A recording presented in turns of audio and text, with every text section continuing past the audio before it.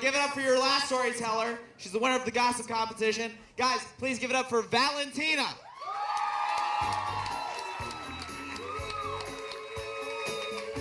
You're kind of cute and weird. I kind of like you. Thank you. So I'm sitting in my family room listening to Alanis Morissette's hit album Jagged Little Pill, using our 1996 desktop, smoking a cigarette. I'm taking this opportunity that my mom is out of the house to sort of dabble in the internet, and I'm going into a singles chat room. So I'm 14 at the time, and I had just repeated the 6th grade.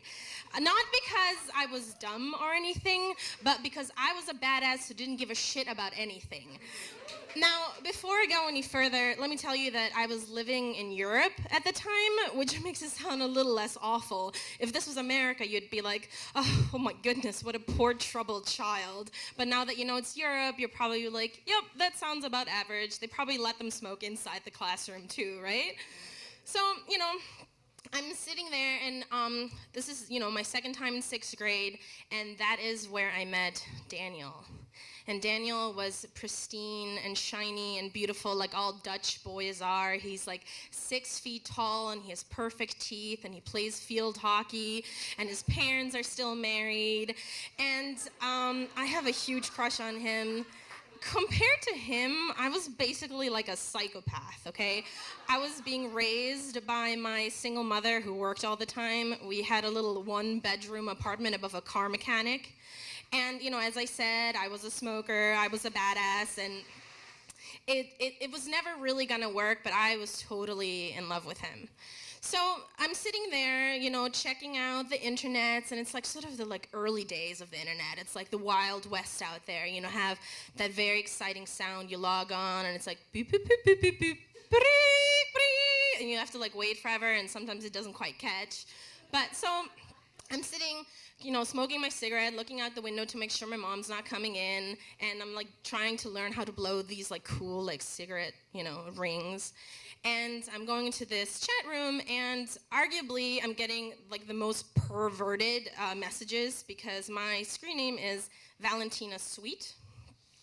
And so, it'd be like this. It'd be like ASL question mark, which means age, sex, location, from this guy called Mustang Rider 69, which is either his birth year or his hobby, I'm not sure.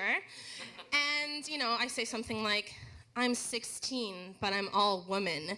Now, I'm sorry, I don't know why I was such a freak. And then he would say something like, so Valentina, how sweet are you?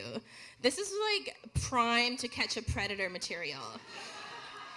So all of a sudden I get a message from this guy called Hockey_Daniel.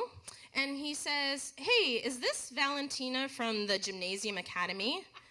And I say, no. And he says, well, is your name Valentina? And I respond with, well, is your name Daniel? And do you go to Gymnasium Academy?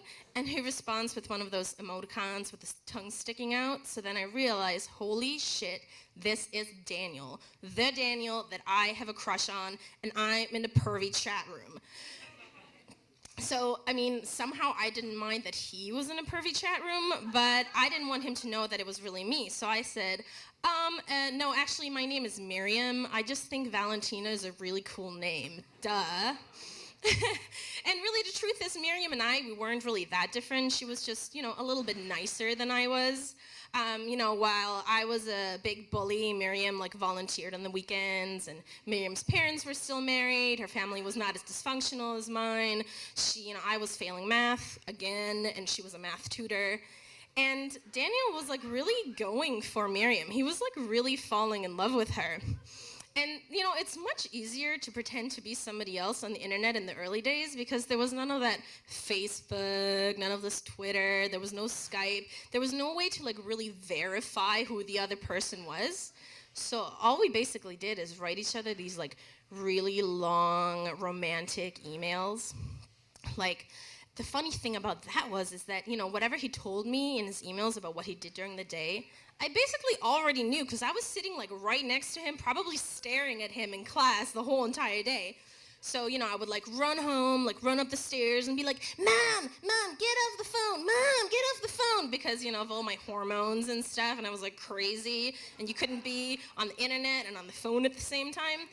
And I would like run in and like check my email, like www.hotmail.com. And, you'd have like one email because who's like emailing you? And he'd be like, hey, lekker ding, alles goed. Okay, because I have to remind you, this was a Dutch guy. We were living in Holland at the time. Dutch not being the most romantic language in the world, but, it sounded more like a throat disease. But basically what he was trying to tell me was, hey, babe, like, I totally skipped class today, and we, like, had a bunch of beers during school. And I totally knew that that wasn't true because he was in class next to me the whole day. But, I kind of thought it was cute, right? Like, he was kind of trying to impress me. He was, like, a really good kid trying to be a bad kid, and I was, like, a really bad kid trying to be a good kid. But that wasn't even my biggest problem. So as time went on, I realized that the more and more Daniel was talking to Miriam, the more and more he was ignoring me in real life, okay? So I was sabotaging myself.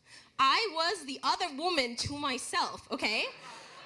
So there was really only one way out. I had to break up with him in order to be with him, right?